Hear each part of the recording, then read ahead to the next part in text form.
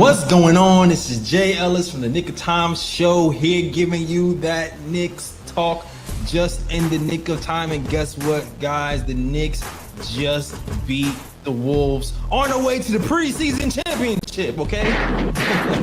Knicks beat the Wolves 110, but Knicks beat the Wolves like 100-95. All right, and we got Mikal Bridges looking like the most comfortable Knick on the floor, giving you 15 points, 6 and 12 from the field. All right, Mikal season loading. Deuce gives you 10 points. Clarkson gives you 10 points. Brunson gives you 10 points. Pat gives you 10 points. The Knicks did not shoot well. It was ugly. They shot 34% from the field, 26% from three, but they played that defense, all right? Forced 23 turnovers on the night. They got out and run and gave you 18 fast break points to 13. And the Knicks win despite still trying to figure things out on the offensive side. And we're going to talk about it all, the good, the bad, the ugly. Let's get to it. That's right, really. Ride that way. Ride that way. We ride that way to a victory today. And we're going to start the show. Before we start the show, I'm going to introduce you to my guy. It is the Latin assassin, my man, Lee Escobedo. What's going on, Lee? What's good, brother Jay? Great to be here, man. Chopping it up after probably my favorite Knicks preseason win, maybe in my entire life. I had so much fun during this game. I was only able to catch the second half. First half, I was printing out an article for Bleacher Report on the fly, so I had to watch the second half. And, man, it was fun, especially when our bench was in the game. Man, listen, I left work late. I left work at 7. It takes me an hour and a half and change to get home. I missed the first train because it was too crowded, but I ended up making it home, and I watched the game from start to finish. I had to do a lot of fast forwarding, all right? I had to do a lot of that stuff, but I saw the game from start to finish, from the slow start to Randall scoring 7 points in the first quarter, where I was going, what's happening on defensive end, to when the defense started to crank up and the Knicks started to run, and I started to get a little bit more faith, all right? And I'm going to start with this observation, and I'm pretty sure Lee's probably going to agree with me about this. Watching this team from this year to last year, it just seems like, man, we sure do have a lot of options. Like, it's ridiculous. I feel like we can play 13 if we really wanted to. Every time we put a player on the floor, it looks like they can pass, shoot, and dribble. And it just looks like this offense was made for Mike Brown's system when he actually implements it. Like, we're still learning. We're still getting some kinks out, but it's very promising. And Mike Brown said himself that he has not implemented any plays. All of the things that you're seeing today, the last 2 preseason games, are all read and react. They're all playing off of instinct. They're all trying to play fast break. They're trying to use his principles where you're getting paint touches, passing it to the corner, whipping the ball around and trying to score that way. And although the Knicks only scored 26% from 3, they were like 1 of 18 from the first quarter. They moved the ball. They got a lot of open looks. So it's like when the Knicks and these players start to realize where their shots are coming from, and they start to get some more consistency with the system and knowing where the ball is going to find them, these shots are going to look well. So I love the way the system is looking so far. I love the way Jalen Brunson is running the system, because he's not chucking the ball up. He's getting to the paint and touching and spraying it to the three-point line. Even though he only had 3 assists, the assists don't really tell the story about how much he was giving up the ball. He was giving up the ball a lot. And I just think the sky's the limit for his team once that starts to happen. So I was very pleased with what I saw from the offensive system, from the Mitch lineup and all the 5 out lineups I saw today. All of them. All the lineups looked like there could be something could be had from every single lineup, down to the third string. What you think, Lee? 2 things really stuck out this game that got me super hyped for this regular season. The first one is how many guys we have who can initiate their own offense in traffic when a play breaks down. It doesn't have to be Jalen Brunson every time. We know what OG can do. We know what Bridges can do. Damn, we all know what Karl-Anthony Towns can do. But this year, Deuce McBride's really worked on his handle, worked on his intermediate game. He's almost Ice West out there with that push shot and the floater. I like the finishing around the rim has improved, which makes that 3-guard lineup of Clarkson, Brogdon, and Deuce really a dangerous weapon that we haven't had on the Knicks since we would be run out lineups like Pablo Prigioni, J.R. Smith, and Iman Shumpert. That had more length, but to me, this has more on-ball scoring. All three of those guys can get their shot. We saw against secondary units. And Brogdon, as I was telling Jay before the show started, he might not be able to push the pace anymore in transition, but he has an outlet and advanced passing to get it half court, and then whoever catches it, Clarkson or Deuce on the wing, can do the rest. Both can finish in the lane. We saw Deuce finish in the lane. We saw Brogdon go in for a lane. Didn't make it, but he still has that ability. And Clarkson for sure to finish around the hoops. So that was super, super intriguing. The second thing is this Mike Brown system is both complicated and easy at the same time.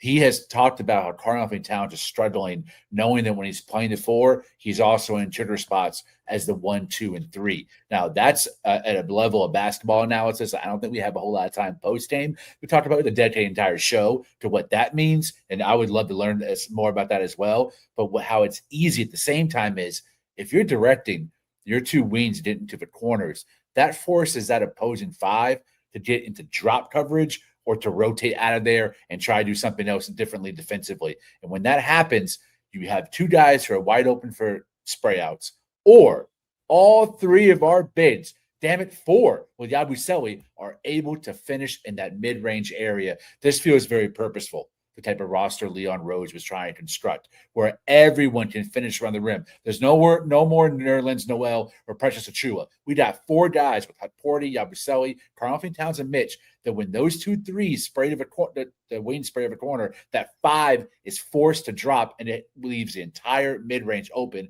for push shots, midi shots, Karl-Anthony Towns to catch, do a jab step up and under, which we saw tonight, or Mitchell Robinson and Arrow Hot Porty on lobs and cuts. This offense is very, very dangerous, and it's only beginning to scratch the surface.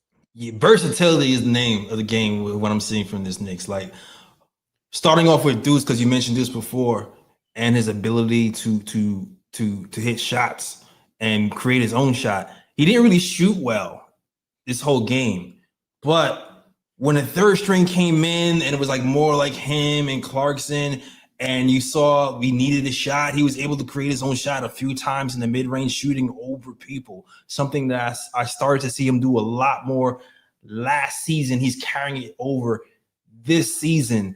It's a very welcomed wrinkle from Deuce McBride. Also, Jordan Clarkson has been frustrating a lot of Knicks fans these first 2 preseason games. This third one, I feel like you start to see a little bit more why he's useful, creating his own shot out of chaos sometimes when you start to see plays break down. So when you have these 2 guys, Deuce growing his game, and Clarkson, who's already able to do it, it's going to make our bench that much better when we're beating up against other benches. On top of that, the 5 out, man, Mitch didn't play the second half, and you start to really see the advantages when we play against these traditional bigs. And even though we didn't score in the way I wanted to score, we got so many open shots. First, we had Yabusele starting out, blowing by Gobert, kicking it to OG in the corner. OG wishes a wide open 3, but it was a wide open 3. Then you'll see Deuce McBride out there, and it's like I felt like they were picking on Gobert the entire game. I feel like Mike Brown was like, all right, I'm going to use our 5 out against Gobert and see what it goes. And it looks good. Even though he wasn't scoring, it looked good. But the most impressive thing about it, to me, was the defense held up for the most part without Mitch in there, which is a welcome sight. Now, I do feel like the transition defense got a little sloppy. And I think that has a lot to do with the fatigue. Once we started going up and down, up and down, up and down, I think fatigue got in the way a little bit. But I very much like the process of how we got the open shots, not necessarily the result. If we keep up with the process, the result is going to catch up. And I think we're going to end up starting to blow a lot of these games open once we get a lot more comfortable. That's a bar. I'm gonna add to that. I'm gonna try to follow up with my own freestyle. Dursan Yabusele, I thought, was especially bad today in transition defense. The period when Mitch set and he started going to a bench rotation, it was a lineup with Yabu initially sharing the court with Cat, and then kind of in this 3-wing lineup with Mikal Bridges and OG. I almost felt maybe guys weren't communicating, didn't know where they were supposed to be because they didn't beat off the dribble and then transition something nasty. And it wasn't until Mike Brown put out a lineup that at first I was like, egads, bro. This is like absolute trash. With Pacome Dadier at the 4 and who was at the 5? Was it Hut Porty at the 5? I was like, is this going to work? I had to tip my hat to my French compatriot. Apologies, Pacome Dadier. You played your best game today. And I Pacome Dadier. I want to represent his transition defense. I thought was the best of the entire team, and I love the ballsiness the kid played with tonight. Really being like, you know what, y'all been ragging me, myself included, on YouTube, on Twitter, on these space streets. I'm gonna take these shots when they're given to me. And he was not deflecting. He was not passing out when he was the open man within the ball rotation. He took them, he bricked them, but eventually he started making them. And I really liked his reads on offense today. I thought many Knicks were great making the right read. OG Anunoby, even Jordan Clarkson, Deuce McBride, and Pacome Dadier, I thought especially stood out to me. Pacome, both for his reads and his transition defense, that I thought turned the tide and won us the game eventually, was when he was put in at the 4. I'm not gonna lie. When he first got in the game, I was like, "Damn, is he playing bad on purpose so he don't get traded?" But the more the game started to reveal itself, the better he got. I feel like his defense got better. I feel like he got less jittery because sometimes I feel like he got the ball and he was kind of just looking around like, do I pass it? And then he would just give it up when he didn't have to. Then as the game progressed, he got a little bit more aggressive. Got a little bit more sure of himself. He took the shots he was supposed to take, and he hit a couple of shots too. I just liked his confidence growing as the game went along. And you're right, he played a hell of a game today. I feel like he had to run around a little bit to get it started, but he eventually did get it started. He had a nice pass. He had a nice pass to the corner off of penetration for an open 3 too. I think I really like the way Dadier's instinct showed today. I think that was to Diawara, right? Yeah. I love that play too. That's when I sent out my tweet. I was like, okay, my guy's showing me something. Diawara didn't hit the 3, but again, the read was right and the pass was crisp. Shout out Fritz in the chat talking about Pacome. He's the biggest Pacome fan on the channel. Shouting out his passing. He's absolutely right in that regard. I just want to see the defense. Like we know all the toolbox is there, but in order not to be the guy sent out to sign X, Y, or Z vet, you got to show that you're not afraid to take the shot in game regulation, and you have to play good defense. You have to know where we're suffering, come in, slot in, and focus on that immediately. And I thought he did that tonight with the transition defense. I agree. And really, this whole team has to show defense. Like even Cat, man, I was concerned. You didn't really see the first half. I was concerned for like the first 7 minutes of the quarter. Julius Randle was kind of cooking him. He was kind of cooking him. Cat looked a little bit lost. Not even necessarily just Cat team defense. They wasn't really communicating in the first quarter, but I feel like Cat started to turn it up defensively after Mike Brown called timeout in the first quarter. He got a lot of deflections. He was getting out. He's getting fiery. I was like, okay, this is an engaged Cat. I like this. But even like like I said, like their transition defense, there was much to be desired in transition defense, but overall, I did like a lot of defensive effort from the Knicks. Even with the smaller lineups, the 3-guard lineup with Deuce. Yabusele did have his transition problems, like you did say. You're going to miss something when Mitch isn't in there. But if you're able to force turnovers and get open threes, you should be able to. I feel like a lot of those things, if we hit our open shots in that third and fourth quarter, the game would have been blown open then, but we just wasn't hitting shots. That's how I really see it. Yeah, it's all about rotations too. To me, can you see me? I mean, can you hear me? I can hear you, but you're frozen. I might stuck in the matrix right now. There I am. There you go. Okay. I think it's just about Mike Brown. This is a whole new team. This whole team is new to him. It's about Mike Brown finding the right rotation for Yabusele. Maybe it is Yabusele at the 5. It took the whole season to figure out whether Precious was more effective at the 4 or 5. So maybe it's about finding whether he mans the middle by himself or he pairs better with Porty or Mitch opposed to Cat. Because right now, I thought that lineup where it was him, OG, and Bridges had real bad communication. And it wasn't just Cat who got cut by Randall. Randall cut Yabusele too. There were a couple post-ups and drives where Yabusele looked like, I was like, bro, you're big like me, man. You should put up some force, at least some opposition when guys are driving into you. And he was just getting bodied out there. And I was, oh, man. When he set, again, that's when the tone of the game changed. And we started getting out there, getting in front of the ball instead of chasing it from behind. And he didn't give us anything on offense, but we're so damn deep, Jay. Some nights Joe and Clarkson can look like absolute garbage, and it won't even matter, bro. Bench him, put in Brogdon, bench him, put in Deuce, bench him, put in Matthews. We are so deep. We have so many guys with multiple skill sets, and all of them are dogs. Man, we tried Deuce 5 out. We tried Yabusele 5 out. We tried Shaman 5 out. I felt like there was for the third quarter, the coach was just switching out one person with the starters just to see what it looked like. It was like, all right, we don't got Mitch. All right, Yabusele in place of Mitch. All right, Yabusele's not playing well. Let's put Deuce in there. Okay, right. Deuce got a little bit of run. Now let's put Shaman in there. And I was like, oh, okay, he's really looking. So it's like, I guess another thing I can tell from the way that the coach is playing things is who he prioritizes first. So if I had to guess right now, I would say Shaman is ahead of Brogdon in the depth chart, just based on what I've seen for these last 3 preseason games. Shaman's kind of been first off of the bench in many regards. And then you start to see Brogdon with third string. So if I had to guess right now today, I think Shaman is ahead of him on the depth chart. And when Josh Hart comes back, then Shaman might not get the minutes.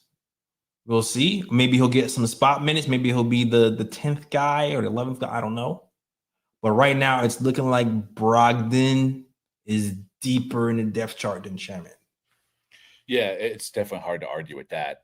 Just by reality, what you're watching in front of you. Shaman's coming in before Brogdon and playing longer than Brogdon too. I think right now it depends on, and people in the chat are talking about how they're not running plays. I see Ebony, what's up, sis, talking about how Brown still isn't running play, at least set plays consistently. There's shells of a play out there with different triggers and options, but you're right. It's not intense play calling. But I will say, I think if it gets that way, if they take away our transition game, that could dictate whether Brogdon comes in before Shamet or plays more minutes than Shamet, because now you need a table setter out there to get guys going. But as it is right now, it's flowing. We're even shooting absolute civil rights numbers, and we're still beating teams with our third stringers. Granted, we're playing their bench too, but that's how deep our bench is that once overtime hit, it wasn't even close. We were killing them on offense because of how skilled our third stringers are. Speaking of third stringers, there's another third stringer. Seems like he has come back from the dead. There's a little bit of heartbeat left.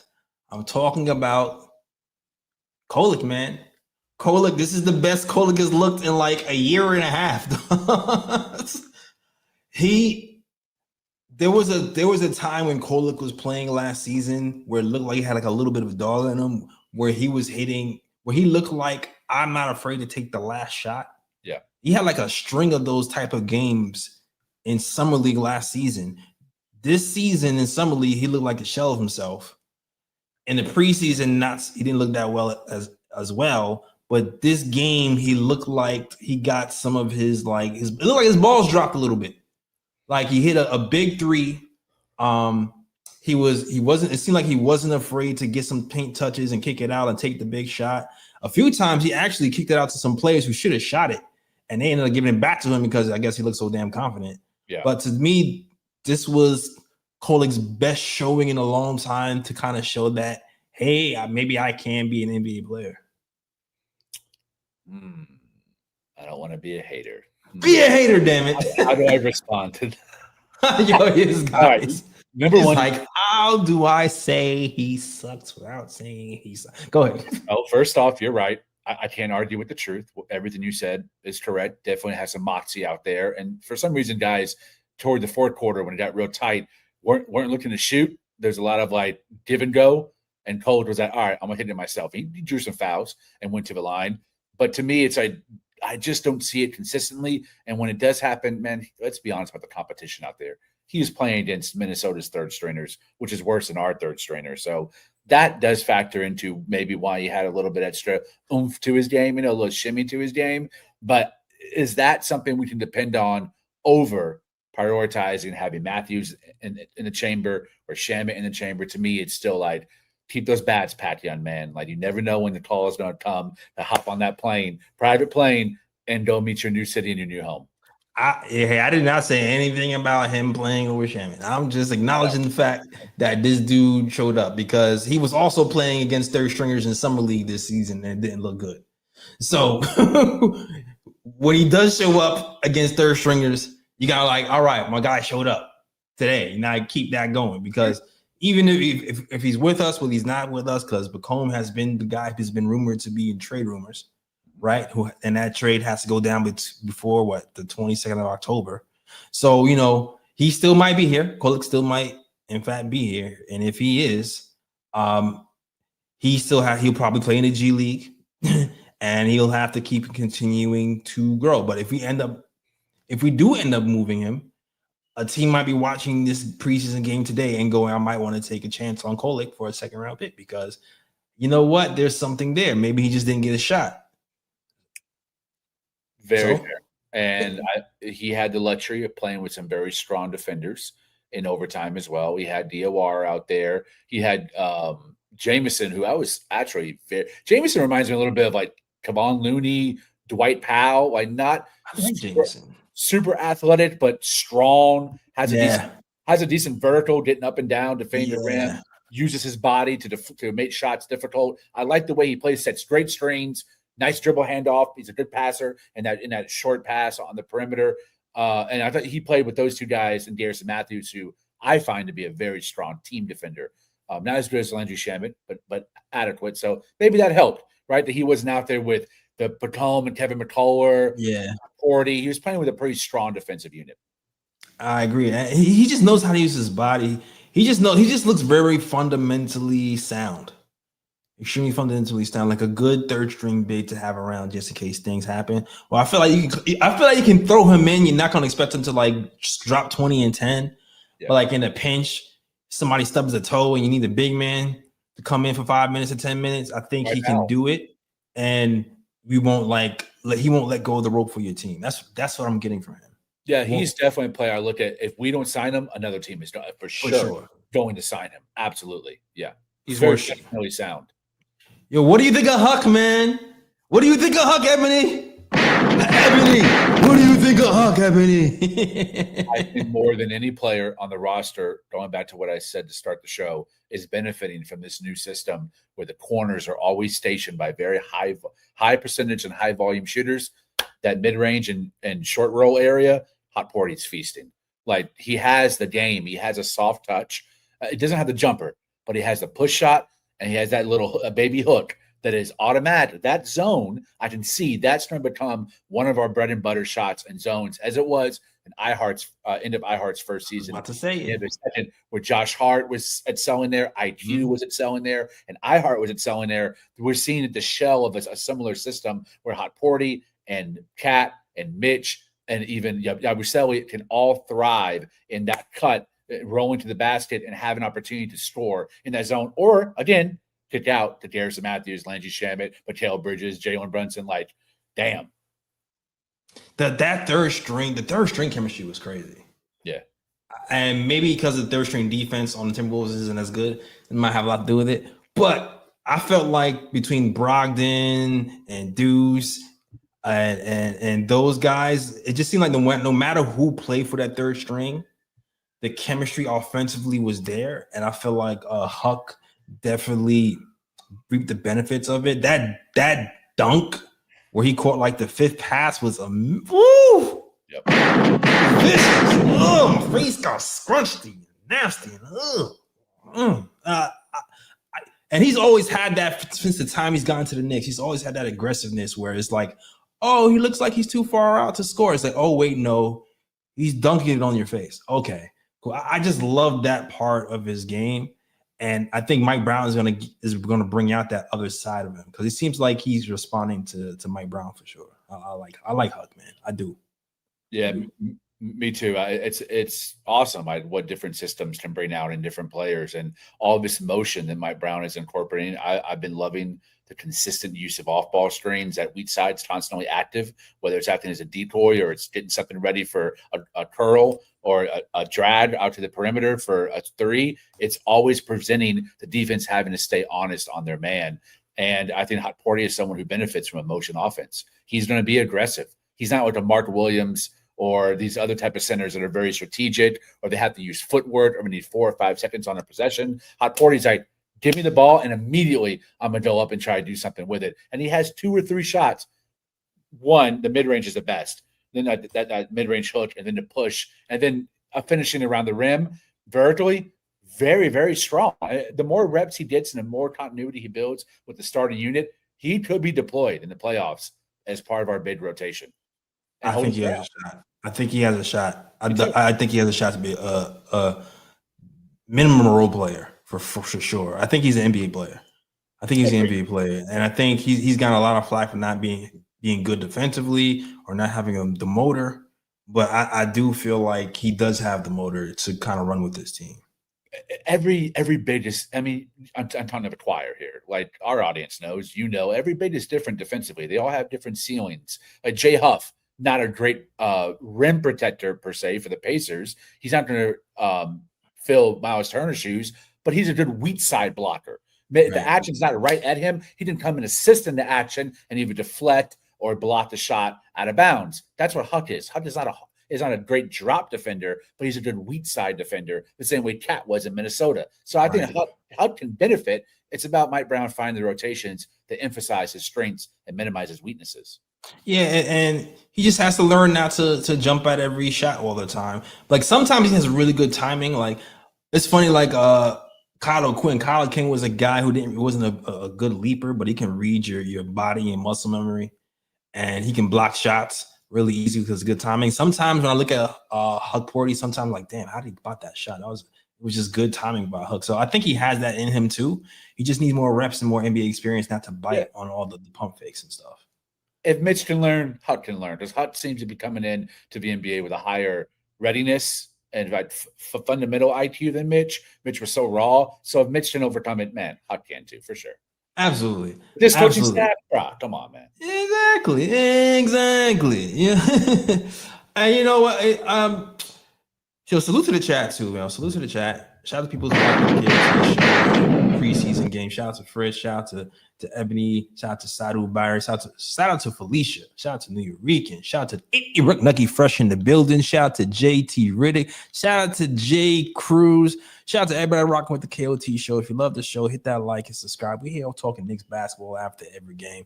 Also, shout out to everybody in the Twitterverse who's rocking with us. I see you guys rocking with us in Twitter. If you love the show, listen, man, head up to our YouTube. We're on youtube.com/the Knick of Time show and hit that like and subscribe button. I know y'all love us on Twitter, but it's gonna help us even more if you rocking with us on YouTube to help the subs and the algorithms come hit us. So I appreciate the support though. Either way, I definitely appreciate all of the support. All right. And the only other thing I would say is Cat and Brunson are leading scorers from last season, are probably the guys having the most difficulty finding their rhythm. Mike Brown has already said that Cat and Yabusele on the offensive side of the ball have the most difficult jobs on the team because both of the guys are playing the 4 and the 5. If you play the 4, you're going to have to learn the positions offensively for the 1, 2, 3, and 4. Right. And if you play the 5, then you gotta play offensively for the 5. So they pretty much have to know where every person on this team is at all times. So those two are probably going to take the longest to adjust offensively. But once they get there, I think it's going to be fine. I do like that Brunson's not wasting his time, though, and obviously all of this is purposeful. This is the plan going to the season, no matter who the coach was to get him off ball. so that, okay, if you don't have that initial action, the defense adjusts to you based on the last couple possessions, you give it up and you let someone else go to work. And he's been doing that. Karl-Anthony Towns as well. Towns' passing is not as crisp as Brunson. Been very just impressed overall with Brunson setting the table and finding his guys. Maybe practice does help, even if you're a team of veterans. Maybe that continuity does in practice, as it's been showing this preseason so far. I think a good solution to that, it's not a long-term solution, but it's a great Band-Aid. Let's get more ball screens for each other. Cat and Brunson and Cat. Let's put them in a two-man game when things do slow down and let them cook a little bit for 2 or 3 possessions in the first 6 minutes, first half of the first quarter, to get them in a little bit of rhythm with each other. That's only going to help, because what we're seeing is run and gun. This maybe will last in the first round when we're playing an 8 seed or a 7 seed. Oh, yeah, for sure. It's not going to be the pace once we get out of that first round. So let's also practice the two-man game between our two best players and let them gain some of that traction. And to be fair, you know what? They did run some two-man game instinctively. Even though it didn't really, I feel like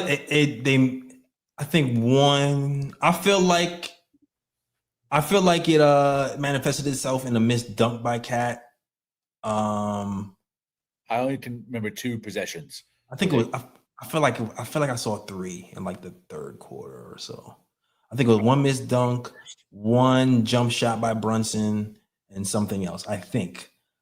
But like you said, I do believe that's something that we went away from last season, especially during the playoffs. I was kind of shocked that we never really got back to Cat and Brunson pick and roll. Like crazy. And I'm saying this is a guy who defended Tibbs. I was like, me too. There was a few things that I did not like. I didn't see. One was we didn't go to the Cat Brunson pick and roll. 2 is we never tried 5 out at all. That was kind of wild to me too. But yeah, I think as the season goes on, we're going to see more and more and more of that. Also, just the 5 out continuity. Like, it's only working in theory so far. Sometimes we're getting open shots, sometimes we're not. But I think even with that 5 outs we've been running so far, I think the screens have to be better, because there's been a few times where I'm like, all right, we have 5 out people out right now. We should be getting more open shots. I'm seeing Dante getting over 2 or 3 screens at a time. I'm just like, guys, we got to set better screens if this 5 out is really going to work. So I think that might be an issue. That's something you're going to have to hammer home in practice. But that's, we need to work on those. Well, if you did use an example, one of the best string navigators in the NBA, and Dante DiVincenzo. So if anyone's going to navigate 2 or 3 strings in one possession, Dante is one of the handful of guys who can do that. Prop star to the Italian stallion. But the 5 out rotation that we have, who's a good screener? I don't know Yabusele's game enough to say whether he's a good screener or not. I just haven't seen enough. But Cat is good most of the time, and he's really the only 5 out bid we have that sets a good screen. OG Anunoby tries. He just doesn't really have the size to keep guys away from the ball handler. He's easy to navigate, in my opinion. So it's really Cat's the only one we have that can set better screens than 5 out. I don't know.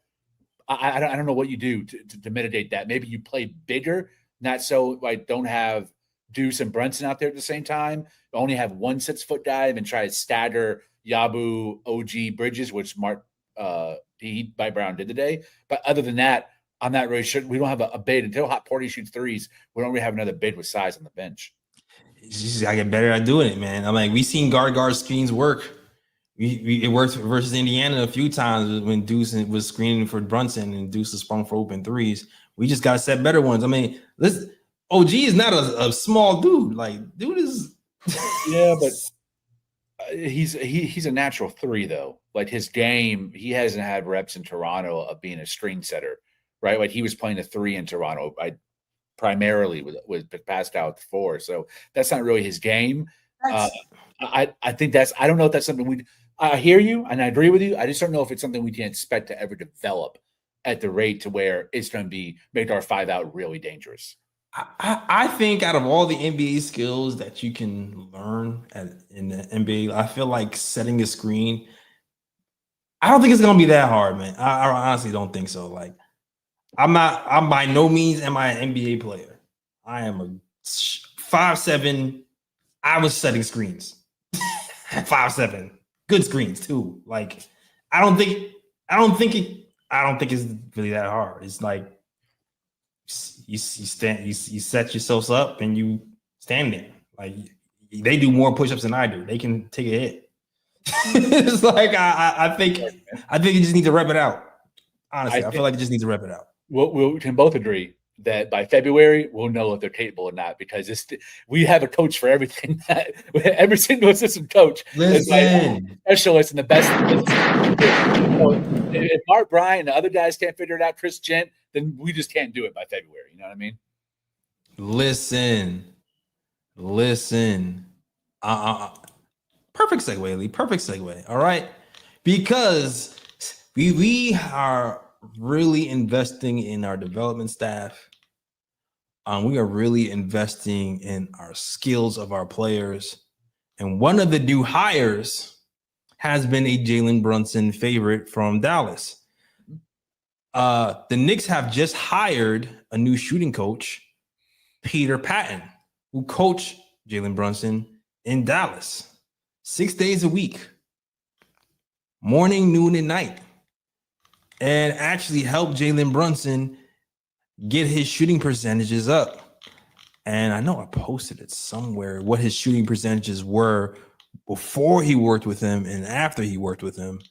But yeah, they were pretty impressive. I'm trying to find it, and I can't find it for some reason.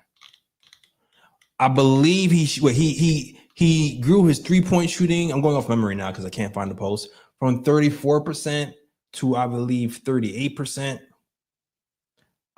He grew his free throw percentages from like the 74% to like 80-something%, I believe. I remember you showing that. You tweeted. Right, there we go. Free throw shooting went from 72.5% to 84% in over 4 years. 3-point shooting went from 34.8% to 37.3% with increased volume. And field goal percentage went from 46% to 50%.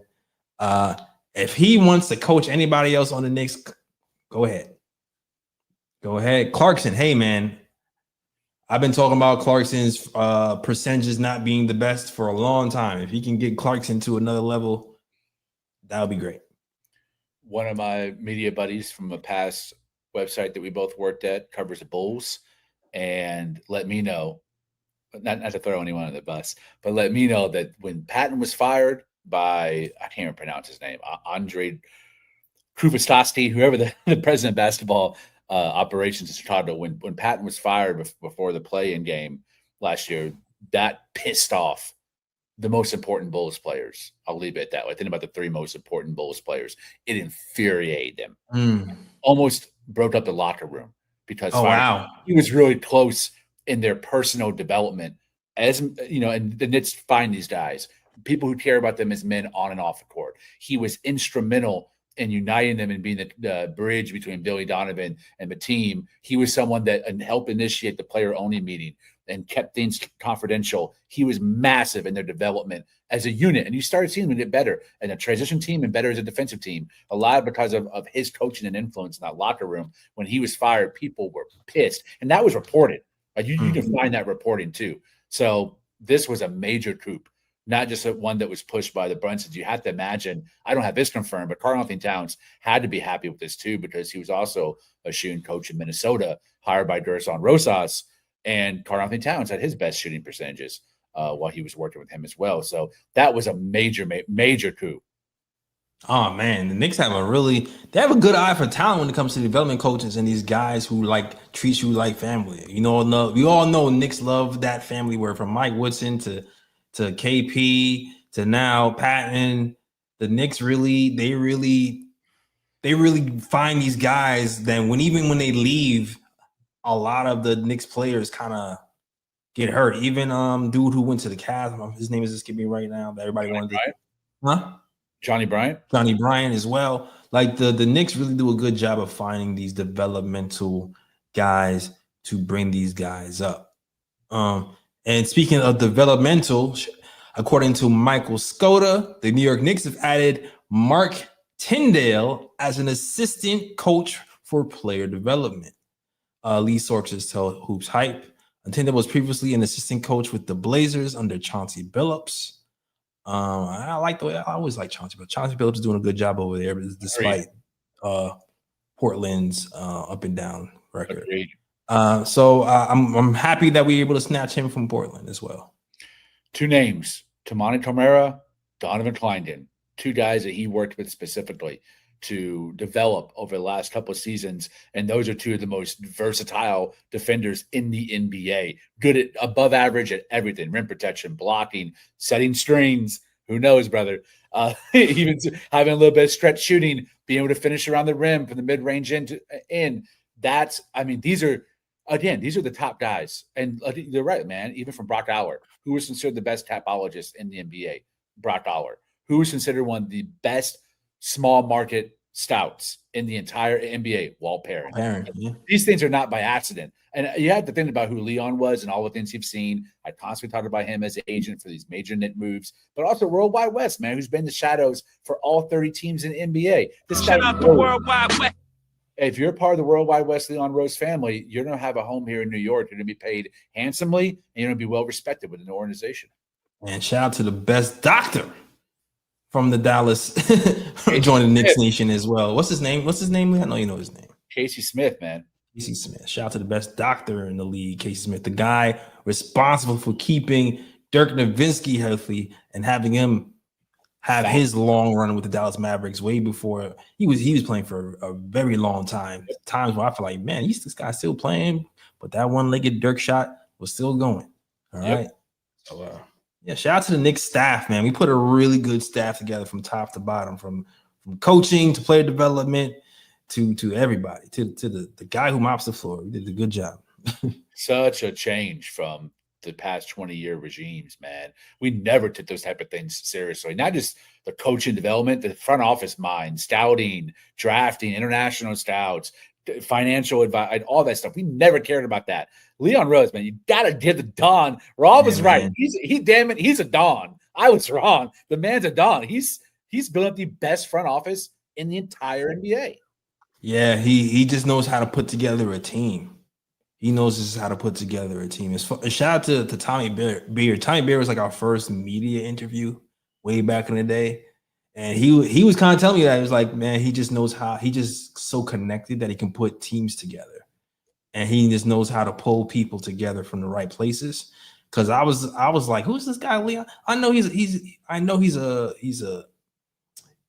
agent, but like he's not a GM. Like, why would he be good for the Knicks? And boy, was I wrong. And I'm glad to be wrong too. I'm glad to be wrong because he's doing a phenomenal job. Well, all right. And Felicia, good point, Felicia. Felicia said OG's last season was healthy because of that trainer. Fact. Yeah. Mitch OG has not played over 70 games in I don't know how long. You're right. And Mitch surviving the playoffs, not getting injured. Exactly. Shoot, Mitch might get more money because he ain't injured. All right. That bag might be coming. If he stays healthy this season, who knows? Who knows? He might have ended up moving somebody. Maybe Josh Hart. Who knows? All right, yo. Listen. You didn't say it. I didn't agree. But you did say it, and I did agree. If someone's got to go, he has my vote. Personally. Yeah, if you talking about Josh Hart versus McBride versus Mitch, I might choose Hart. Mitch, Deuce, Josh. To me, it's not close. Definitely, he's the one I would move. Yeah, his value. Everyone, and no one's gonna be like lowballing you for Josh Hart. And he's a good NBA player. He's a really good NBA player. But that's all I choose. Just me. All right, yo. Salute to the chat, though. Shout out to Felicia. Shout out to Knicks Nation 112. Thank you guys for rocking out with us. That's the show, guys. I don't know. You have anything else you want to mention? Nah, man. It's been groovy. It's been groovy. It's definitely been groovy. Shout out to my. Hold on. Shout out to my guy, Ryan G, who just came off House of Highlights. Let's go. Yeah, man. Shout out to my guy, Ryan G.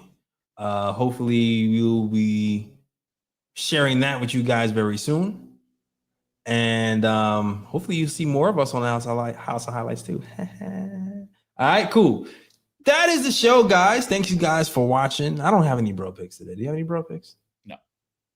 No? Okay, cool. My guy Nuggy Fresh, I see you. My guy Keith Watkins, I see you. Yeah, man. Big things are going. All right. Let them know they can find you, Lee. On Twitter at _ Lee Escobedo _ LEEESCOBEDO. Been killing it lately on the underside output, just producing as much writing as I can while I'm in the prime of my life.